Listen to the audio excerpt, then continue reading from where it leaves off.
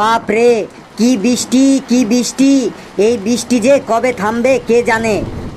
ঠিক কি বলছিস, এই বৃষ্টি যে কবে থামবে কে জানে। এই স্যার এসেছে। Good morning sir. Good morning sir. বসে থাক বসে থাক, দাঁড়ানোর কোনো দরকার নেই, খুব জোরে বৃষ্টি হচ্ছে। স্যার, আজ এত বৃষ্টি হচ্ছে এত বৃষ্টি হচ্ছে, বৃষ্টিতে আমি তো স্কুলটাই দেখতে পাচ্ছিলাম না। আমিও স্যার, বৃষ্টিতে স্কুলটাই দেখতে পাচ্ছিলাম না। আমি তো ভুল করে স্কুল ভেবে ওই স্কুলের পাশের যে গরুর খাটাল আছে ওই খাটালের মধ্যে ঢুকে পড়েছিলাম। স্যার, আমি তো বৃষ্টিতে নিজের ক্লাসরুমটাই চিনতে পারছিলাম না, ভুল করে প্রিন্সিপালের রুমে ঢুকে পড়েছিলাম। লেবু, এত বৃষ্টিতে তোর কোনো অসুবিধা হয়নি? হ্যাঁ স্যার, হয়েছে।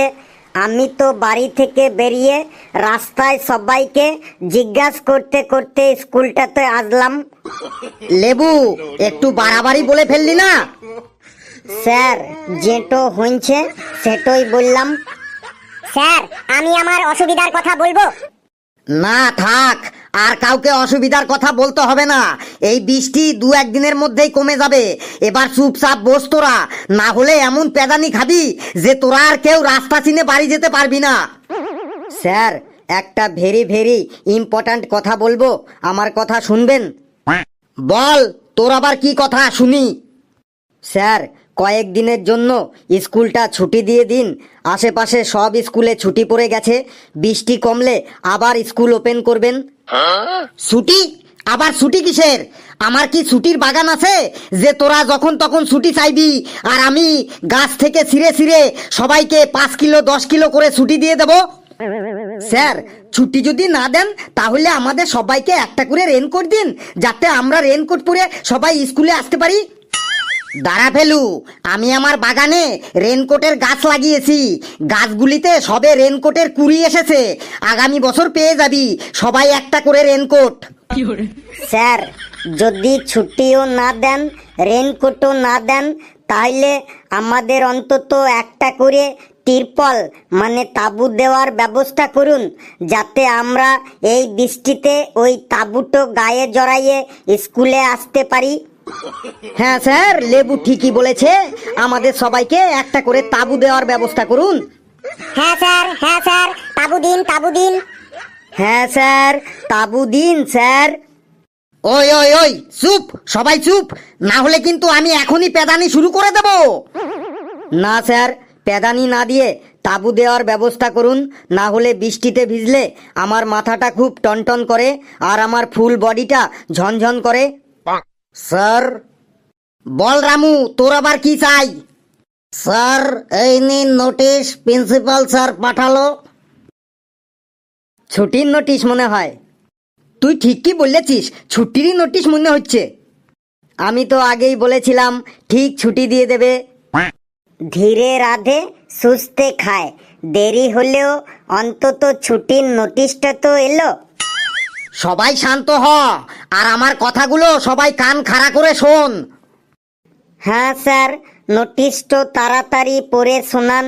নোটিশটো শোনার জন্য আমার কানটো প্রথম থেকেই খাড়া হয়ে আছে। স্যার, এই নোটিশটা শোনার জন্য আমার কান দুটি 1 সপ্তাহ ধরে খাড়া হয়ে আছে। তাড়াতাড়ি পড়ুন স্যার নোটিশটা।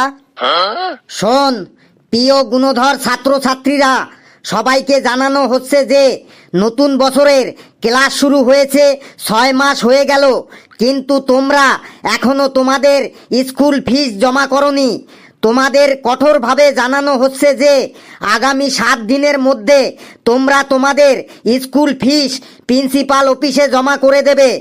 যে ছাত্র 7 দিনের মধ্যে ফিস জমা না করবে তার নাম কেটে তাকে ধাক্কা দিয়ে স্কুল থেকে তাড়িয়ে দেওয়া হবে। এটি তোমাদের সকলের আদরের প্রিয় প্রিন্সিপাল স্যার। এই, এবার বল, তোদের মধ্যে কার কার এখনো স্কুল ফিস জমা দিতে বাকি আছে? দাঁড়া। আরে বাপ রে বাপ, পেশি ছাড়া কেউ তো স্কুল ফিস জমা করিসনি। তোরা এখনো স্কুল ফিস জমা করিসনি কেন? স্যার, একটা কথা আছে, কর্ম করে যাও, ফলের চিন্তা করো না। ঘেটু, তুই আমাকে বেশি আর জ্ঞানের কথা শেখাস না। কিরে কালু, তুই এখনো স্কুল ফিস জমা করিসনি কেন বল? স্যার আমি কিভাবে স্কুল ফিস জমা করব? কিভাবে মানে? তুই পেটিএম কর, ফোন পে কর, গুগল পে কর, চেক দে, অ্যাকাউন্টে ট্রান্সফার কর। স্যার কিভাবে দেব মানে ওটা না, আমি বলতে চাইছি আমাদের এখন কাজকর্ম ঠিকঠাক চলছে না। বাড়িতে অনেকগুলো ছোট ছোট ভাই বোন আছে, সবার খাবার দাবার আবার সবার জামা কাপড় কিনতে কিনতেই সব টাকা শেষ হয়ে যায়, তাহলে ফিস কিভাবে দেব স্যার? খাবার দাবার একটু কম করে খা, জামা কাপড় একটু কম করে পর, ফুল হাতা জামা বাদ দিয়ে হাফ হাতা জামা পর, ফুল প্যান্ট বাদ দিয়ে হাফ প্যান্ট পর, মাছ মাংস না খেয়ে সোয়াবিন খা, দেখ ঠিক ফিসের টাকা উঠে আসবে। 7 দিনের মধ্যে তুই ফিস জমা করবি, মনে থাকে জানো? কিরে লেবু, তুই ফিস জমা করিসনি কেন? স্যার 12 দিন ধরে আমি ওষুধ খাচ্ছি স্যার। মেলাতে চিলি চিকেন খেয়ে আমার 12 দিন ধরে পেটটোতে খুব ব্যথা করছিল, তাই ফিসের টাকাটো দিয়ে আমি ওষুধ কিনে খাচ্ছি, তাই ফিস দিতে পারিনি স্যার। কিন্তু স্যার ফিসটো আমি দিন দেব, পেটটো ঠিক হলেই ফিসটো আমি দিন দেবো স্যার, আপনার দিব্যি স্যার। স্কুলের ফিসের থেকেও তোর ওষুধটার বেশি গুরুত্ব হয়ে গেল? মানে ওষুধটারই গুরুত্ব বেশি আর স্কুল ফিসের কোনো গুরুত্ব নেই, তাই তো? এটা কি তুই তোর মামার বাড়ি পেয়েছিস? ওষুধ অনেক খেয়েছিস, আর খেতে হবে না, বেশি ওষুধ খেলে সাইড এফেক্ট হয়ে যাবে। এবার স্কুল ফিসটা তাড়াতাড়ি দে, না হলে পড়াশোনা না করলে তোর জীবনটা একদম বরবাদ হয়ে যাবে। কিন্তু 1 সপ্তাহের মধ্যেই তুই যেন স্কুল ফিস দিস। চুপচাপ বস। কিরে ঘেটু, তোর ফিস এখনো জমা করিসনি কেন? তোর কি প্রবলেম? তোর পুরো 3 বছরের ফিস বাকি, পুরো 1.5 লাখ টাকা। কবে দিবি তুই ফিস? 1 সপ্তাহের মধ্যে তুই যদি ফিস না দিস, তাহলে প্রিন্সিপাল স্যারকে বলে তোর নামে আমি কেস করে দেবো। বলেন কি স্যার? 1.5 লাখ টাকা? 1.5 লাখ টাকা কি করে হয় স্যার? স্যার 1.5 লাখ টাকা কি করে হয় আমাকে বোঝান স্যার। 1.5 লাখ টাকা কি করে হয় এটাও তুই জানিস না? এটাও তোকে বলতে হবে? হ্যাঁ স্যার, 1.5 লাখ টাকা বাড়ির কাছে, কি করে 1.5 লাখ টাকা আমার বাকি আছে স্যার? আমাকে একটু বুঝিয়ে দিন স্যার।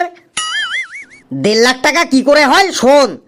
স্কুলে এসে এত ফ্যাসিলিটি পাচ্ছিস, latrine, bathroom, light, fan, geyser, water filter, free wifi, cycle stand, তারপর এত এত সাবজেক্ট পড়ানো হচ্ছে, English, math, Bangla, history, geography, physics, chemistry, drawing, সঙ্গীত, ড্যান্স, তারপর বিভিন্ন খেলাধুলা, cricket, football, hockey, gymnastic, ludo, kabaddi, এইগুলো সব শেখানো হচ্ছে, তার জন্যই ফিস নেওয়া হচ্ছে, বুঝলি? এবার বাপ রে, এই জন্য এত ফিস?